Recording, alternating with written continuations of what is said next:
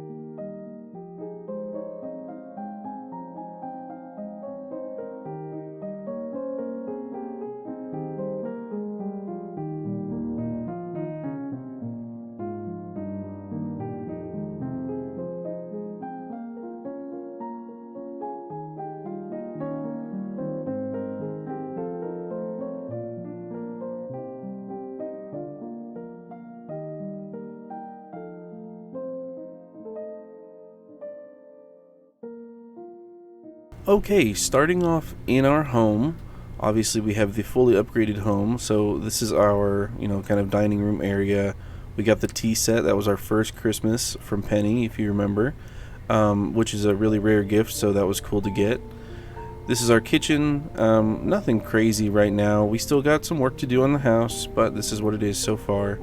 Down here I was using as kind of a green room where we've got some of our pots and a butterfly hutch. Saved up for a while for that, and some lights and things, so that looks pretty. Here's like another sitting room with the jukebox, kids running around, some dried sunflowers, one of our night market paintings. Penny's room. This is our pirate room that we had to move, if you remember that. We moved it up into this corner, and that's why I chose Penny, was so I could get this cool pirate room. Kids' room still needs some work. We put the alien thing in here. I thought that'd be funny. And then this was our library we made not too long ago. We got some of the night market paintings hung up in here as well. Down in the cellar, we've actually worked really hard and made this kind of cool, like, bar looking thing. You got the tables as the bar, china cabinets in the back, jukebox, keg, a cask, just some shelves over here to look nice, and some tables. So the new local hangout. Watch out, Gus, we're coming for you. Here in the greenhouse we have a butterfly hutch, so we got some butterflies flying around, a couple of trees, nothing crazy. I think I'm gonna cut they're not equal, so I'm gonna cut those down and replant them. And we just have some work to do in here. Again, not everything is done, of course. This is just kind of like a midpoint review. This is our room where we make our wine, so nothing special there. Down here we have our storage, which does need some more work, but we've got all the signs to help us find our stuff, so we worked really hard on that, spent like 2 whole days fixing that up. And here in the storage shed we just have all of our machines to make our stuff. Better collect this dino mayonnaise.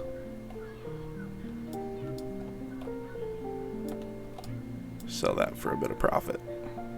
We still haven't gotten the return scepter, so we'll have to get that soon. Here you can just see the farm. I'm just going to kind of run around the farm a little bit. I'm not sure I love it, but it looks okay so far. There's nothing really going on in the slime hutch either, so we won't take a look at that. But there's our golden clock, so nothing will be ruined anymore. What's this, you wonder? Well, we'll take a look at that in a minute. We do have a fish pond just over here. I might get rid of that though. And then here's our lovely barn and 2 coops. And that's really it, because we have the small farm.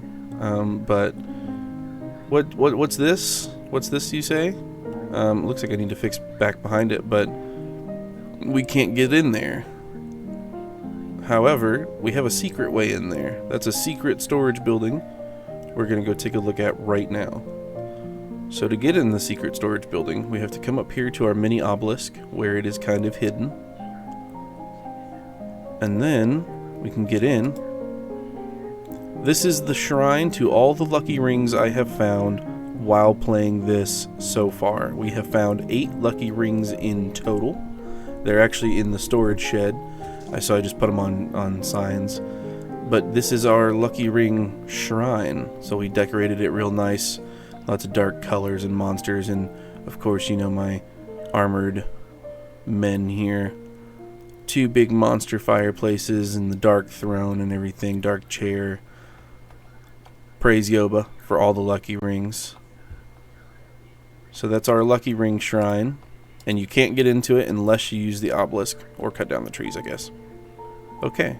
I have to, well, actually, you know what? Just in case, I will show you the lucky rings. 1, 2, 3, 4, 5. And then 6. And then 7 and 8. So that's all of our lucky rings in total. Now I will sleep for the night, and we will continue the tour tomorrow. Okay, everybody, so day 2 now. We're going to start going towards town. And here at the bus stop, we have put down all this pathway to make it look a little nicer, a little cleaner, and the way we want the path to be. Of course, we have our manicured pines and benches that you've seen before. Up here, this is a Stardew Valley reimagined area. It's just production. Nothing special up here right now. I don't know if I'll do those reimagined areas or not. Probably. I feel like I want to do the whole place, but that adds a lot of extra space. So here in town, we do not have a lot. Some dried sunflowers. I've got our 3 guys in the middle here just for fun. And then I started working on more path over here, but ran out, and then that was before I was working terribly hard on perfection. So we didn't bother finishing it right now. Of course, we have these plants and this table and stuff that you've seen before. Up north, though, we do have some stuff. The area between the farm and the mountain is nothing. It's just pathway, you know, regular path. So nothing special there. But up here is where we have our nice graveyard. I'm still looking for a way to maybe make the graves themselves, not the gravestones, but just like maybe something that can indicate grave. But also, since some of them are so close to the path, you know, that probably looks kind of rough. So either way, you use your imagination, you know. I think it looks good. I like that it's got the trees and the bushes in the middle, and some of them are kind of hidden and stuff. It's like kind of an overgrown graveyard. And I think it looks good. So there's our graveyard. And of course, you can tell we also have a whole bunch of paths just to make the area look real nice and neat. Nothing up on the Perfection Mountain yet, of course, since we just achieved that. But down here in the bathhouse, we have decorated. So here you can see we've got some decorations. We put our fish tanks in here. I might switch this plant, though, just to hide that crack on the wall. The walls in here are all cracked and look gross, so I'm trying to hide them the best I can, and we can't put anything on the walls in this building, so that's unhelpful. But we got lots of chairs. Well, some of this stuff is already here, of course, but we've got rugs. You know, I kind of picture these as like rugs you'd wipe your feet on because you might be wet. More fish tank. These fish tanks have the secondary legends in them. Nice metal chair there. And then this pillar is hiding the crack on the wall there. But some, you know, we got some lighting and plants and stuff to make it look real nice. So that's our bathhouse. And moving on, I'm trying to think of other places that we have decorated too much. We really haven't decorated like a whole bunch, of course. Let's check out the mines and the quarry. We started focusing on perfection, so we will get, I promise, videos will continue on Town Designer. Here we've got these stone cairns that we just placed around to look kind of nice. Of course, our skeleton, he's been there the whole time. Our teddy bear for the dwarf. Nothing else too special in here. We'll get in here and fix it up a little better. You know what, we could just shortcut to the quarry. I don't know why I didn't do that in the first place. At the quarry, nothing special, more production. Signs of production. I promise things will start to look better now that we have hit perfection. We don't really need to deal with this too much. Or maybe at least if I'm going to keep the production, I'll make it look nicer. But for now, it became all about just trying to achieve perfection before the 16th. And I'll say it again, we did it. And I'll say it 1,000 more times because I am terribly proud of myself. First time I've ever done perfection without, doing something goofy and like super cheating or whatever.